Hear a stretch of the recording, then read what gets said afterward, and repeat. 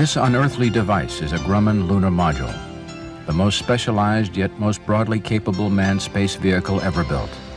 On July 20th, 1969, a sister ship of this one, here in the National Air and Space Museum in Washington, flew from its Apollo 11 mothercraft to the surface of the moon and back again, safely carrying the first two human beings ever to set foot on a non-terrestrial surface. In 1961, when he was a young engineer of 32, Thomas J. Kelly headed the design of that remarkable machine.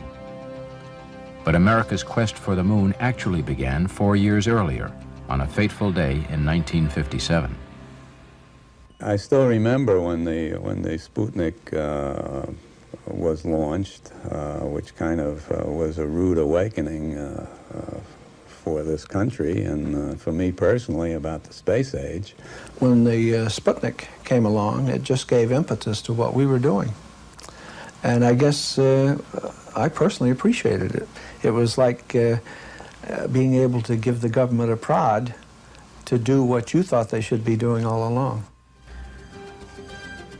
Some found consolation in the shock, but Sputnik was a public relations disaster for the United States. Yet worse was to come. First, the Soviets sent a dog into orbit, then a man. By 1961, John F. Kennedy was president.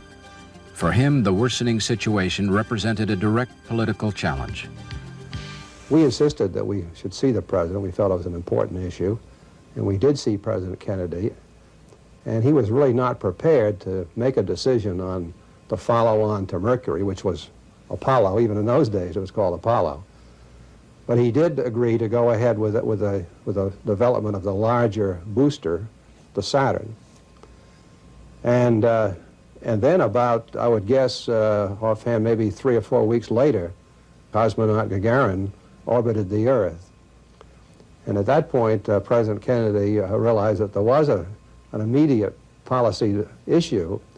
A paper was put together that outlined a manned program to the moon and said that McNamara and Webb felt that that was the right goal to take, that it was an achievable goal. Well, that's the reason that we really got the program going so well, is because the people in this country thought that the Russians were ahead of us.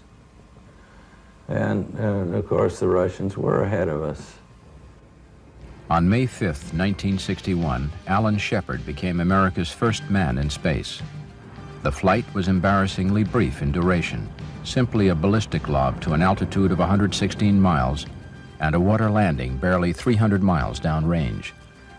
But the emotional impact was enormous. The United States allowed the world to watch, something the Soviets would never have dared. We were in the race, and exactly 20 days later, John Kennedy named the finish line. I believe that this nation should commit itself to achieving the goal, before this decade is out, of landing a man on the moon and returning him safely to the Earth. It was an awesome, perhaps even impossible goal, for nobody had yet seriously considered the question of exactly how to land a vehicle on the moon, or more important, get it off again. When the original idea of going to the moon was conceived, NASA hadn't really pinned down exactly how they were going to go to the moon. The lunar orbit rendezvous approach was an alternative.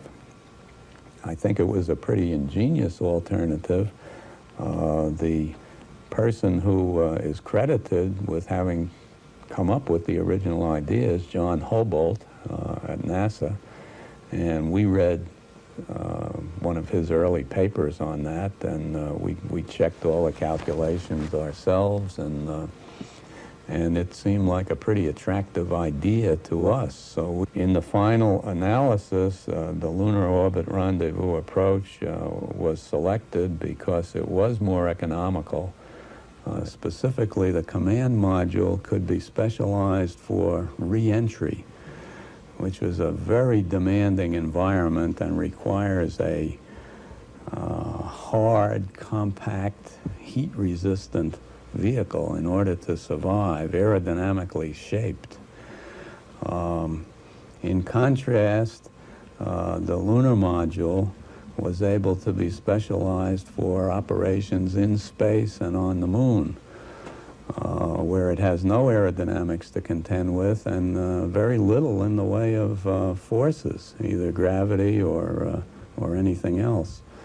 The request for bid on the lunar module was unique in my experience in that it did not ask for a specific design. It was almost like a game of 20 questions. You answer these questions, and if we think you know what you're talking about, we'll talk to you later. And consequently, we tried to do that. Now, to answer the questions, we had to postulate a design. And that really is what was shown in that little wood model that sits up there on the shelf.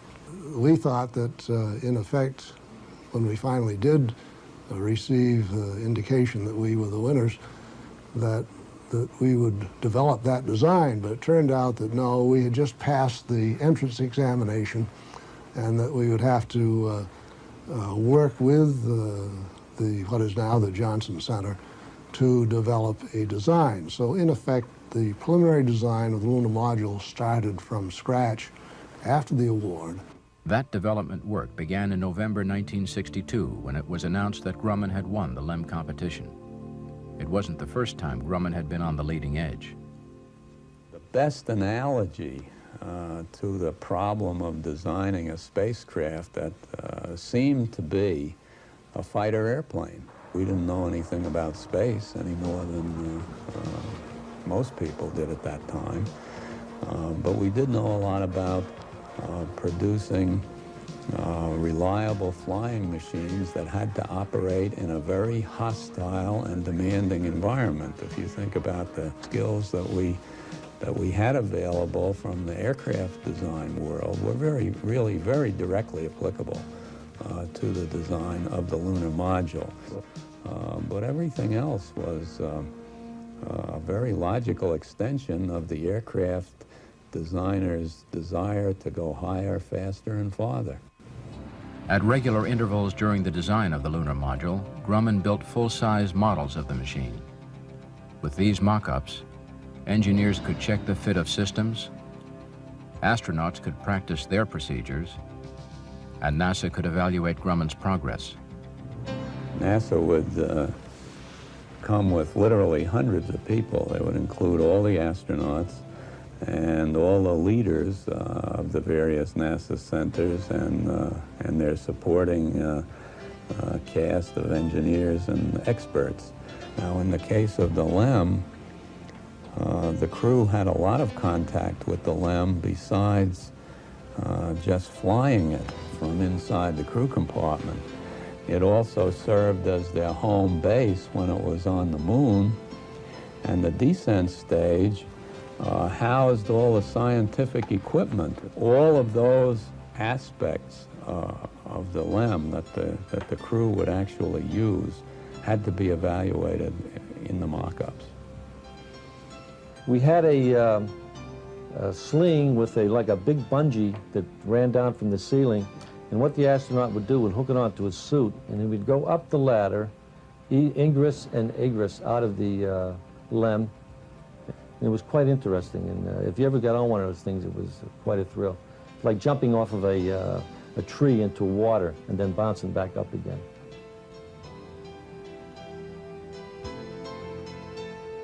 The design of the landing gear is an interesting story in itself. Now, this was influenced by a couple of factors. It was influenced by the theories as to what the lunar surface might consist of. They varied all the way from a very light, powdery dust into which the whole LEM might sink. That was one extreme. The other extreme was that it was going to be ice, very slippery, very hard in some areas. On a 250,000-mile trip, weight was critical. As the design developed from concept to hardware, the shape and structure changed in several significant ways. When you compare these two models, the proposal model and the final version of the LEM, many of the differences that you see the result of our desire to save weight on the lunar module. This proposal model had aircraft-style seats. We realized that we really didn't need seats in 0G or even 16G. So in this LEM and in the real LEMs, the crew was in a stand-up position. So what we were able to do, since the crew was standing up, we were able to design it such that the window was very close to the crew's eye. And that basically cut down the glass area drastically. While the vehicle was being built in Bethpage, Grumman had to test the LEM's engines as well. The fuel was far too dangerous to mix or store anywhere short of a desert. And a desert was where Grumman went, to White Sands, New Mexico. And a spear point operation, which White Sands was, because it came so far in advance of the operations at the Cape.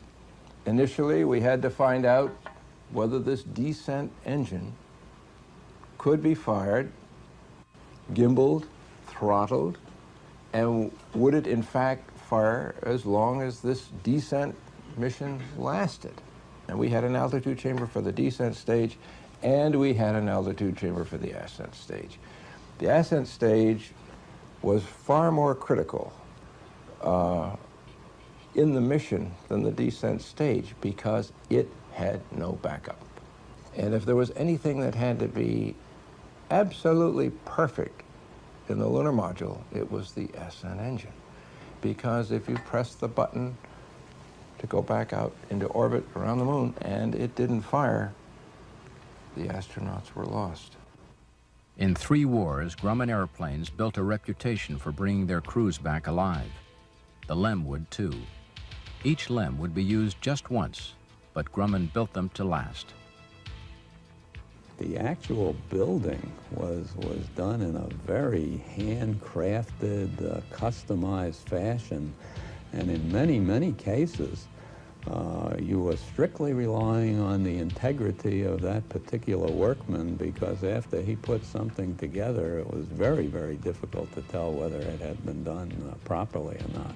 Consequently, when the LEM was in the factory, you could hardly see it. It was surrounded by scaffolding and protective covers of all types, both externally and inside the crew compartment. We also had a rotate and clean machine, which they also called a tumbler. And what that did was, I think we had 3 cycles of tumbling. And it took all of the debris and dust and rivet tails and what have you, and we would catch it and weigh it on a big canvas sheet. And as you progressed along better and everybody got more used to working with this type of environment, the ships became much cleaner. Here on Earth, the LEM was out of its element. Amid the bustle of a factory, the LEM was fragile, delicate. In fact, its outermost skin was a high-tech version of what people used to call tinfoil. On the surface of the moon, you went from like plus 250 degrees Fahrenheit in the sunlight to minus 250 in the shade, and that happened fairly abruptly. The strategy, the design strategy that we used was to wrap the lunar module in insulation so that it would be basically thermally isolated from its surroundings. Now that insulation was mylar. It was an aluminized mylar. The mylar itself was kind of a gold color, and it's very prominent in any of the pictures of the LEM that you see. The only way pilots could practice maneuvering and landing the LEM was with flight simulators and awkward lunar lander rigs. Never before had a flying machine gone into actual service without a single test flight. But for the LEM, there was no other way. No other way, that is, than to test every system separately and together on the ground, every step of the way. We tested at the component level, we tested at the assembly level, we tested at the subsystem level, and of course we finally tested at the all-up level. And statistically, you couldn't prove reliability of the kind that we felt we had to have. So we adopted the policy that there's no such thing as a random failure. and that every failure had to be examined, had to be understood, and some action had to be taken to eliminate that cause. What made people work so hard? Certainly there were rewards for wallet, ego, and resume, but the greatest reward was that the LEM was destined for greatness. And everyone who came in contact with the spidery machine that Grumman was building knew it. There was a dedication and a drive on the lunar module program that I haven't seen equaled since. I've seen it equaled in very small groups, but we're talking about thousands of people here that were swept up in the enthusiasm and the historic importance of this endeavor. This wasn't just another flying machine. This was unusual. It had not been done before. And I think there's something that many engineers respond to in the sense that it is at the forefront of knowledge and that there are risks being taken. You got kind of caught up into something that you had no control with.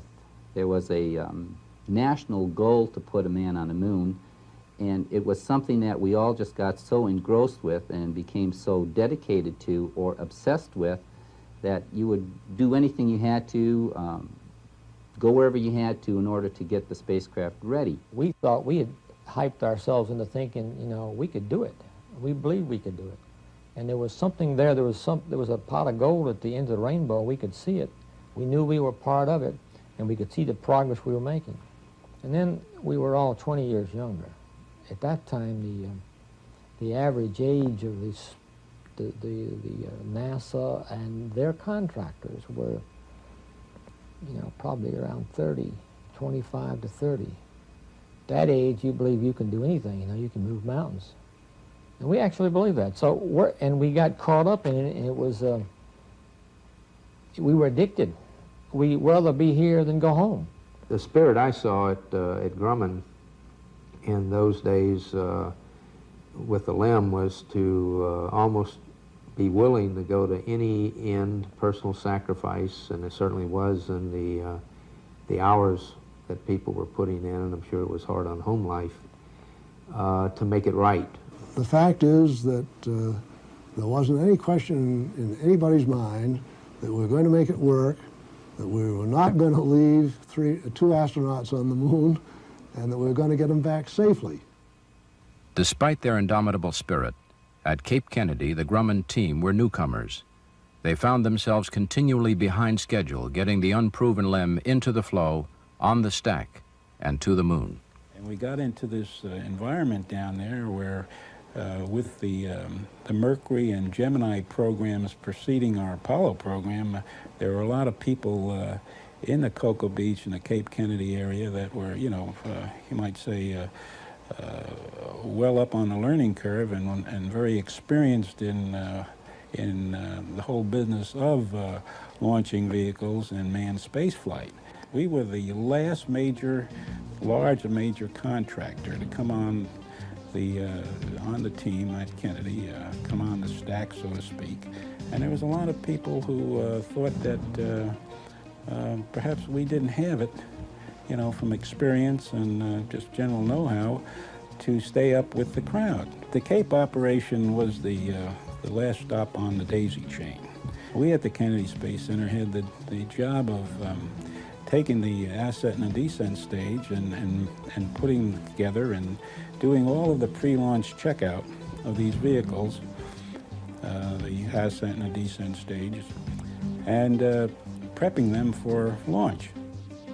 On July 16, 1969, the greatest engineering achievement in the history of mankind moved from promise to fulfillment.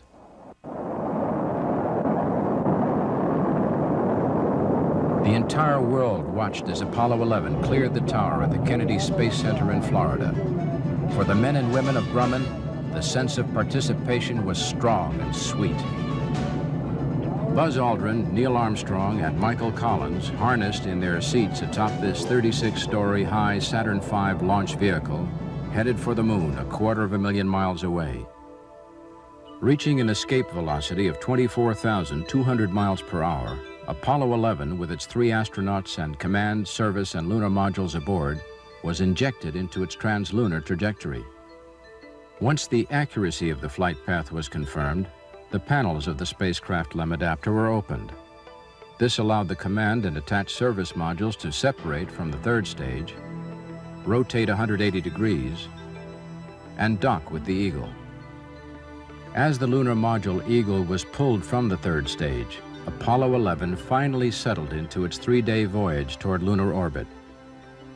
As Apollo 11 neared its destination, the service module engine was reignited as a retro-rocket to inject the spacecraft into a circular orbit around the moon. As it descended to 80 miles above the cratered surface, Armstrong and Aldrin worked their way through the narrow docking tunnel into the LEM and activated the environmental control system.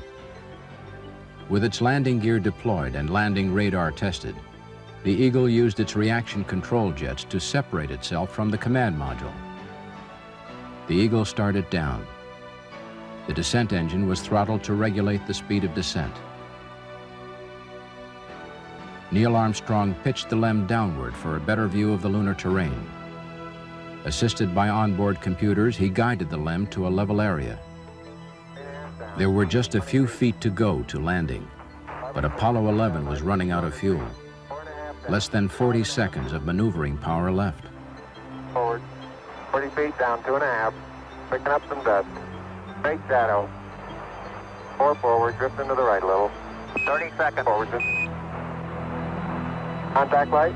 And then a world holding its collective breath heard. Houston, Tranquility Base here. The Eagle has landed.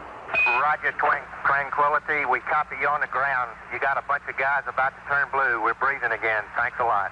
It wasn't until some few minutes after the lunar landing, when we solved a particularly pressing anomaly right after landing, that I was able to relax a little bit and let it sink in that after all these years of planning and anticipation and simulation, thank God we'd finally done the real thing.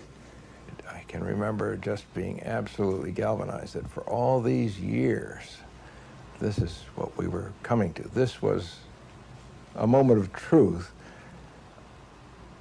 And I guess I just couldn't move, and then when the Eagle has landed, I turned into one of the many weepers that this world knew at that moment. 6.5 hours later, Neil Armstrong became the first person from planet Earth to step onto another celestial body. It's one small step for man, one giant leap for mankind. Buzz Aldrin joined him, and 2 incredible tourists began their exploration. Isn't that something? Magnificent sight out here. They gathered moon rocks and soil samples. They planted the American flag, propping it up for a wind-blown effect in the airless void. They set up solar wind and seismic experiments. And they discovered a brand new way to get around in 1/6 the gravity of Earth. Still ahead, the rendezvous with Mike Collins aboard the command module Columbia.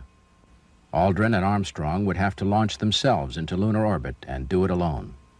A lot of people ask me, what was the most demanding moment of that first landing mission? And to be sure, the landing was the sort of thing that made you hold the arm of the chair rather tightly. But to me, the takeoff was perhaps the most critical one, because first of all, there were only 2 people there getting it ready to go. And it's one of those things where it either worked or didn't work. And it had never really been demonstrated. Had never really been demonstrated. All the other parts of the mission, you could find a back-out mode. But when you had to take off for the moon, that was it. It either worked or didn't work. Well, it worked. Roger, understand. We're number 1 on the runway.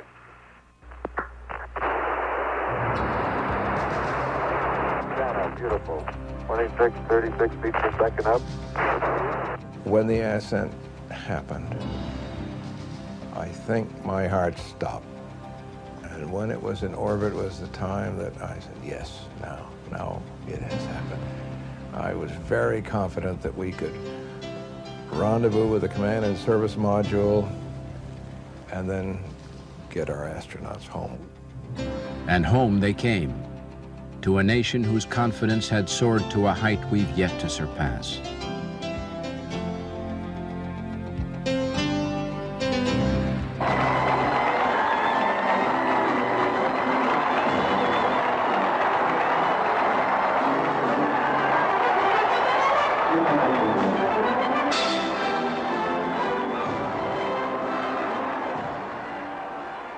The decade of the 60s, there was no question that there was a sense of competition with the Soviets, and that the Apollo program was considered a regaining of our leadership in technology, and it had impacts in the educational system.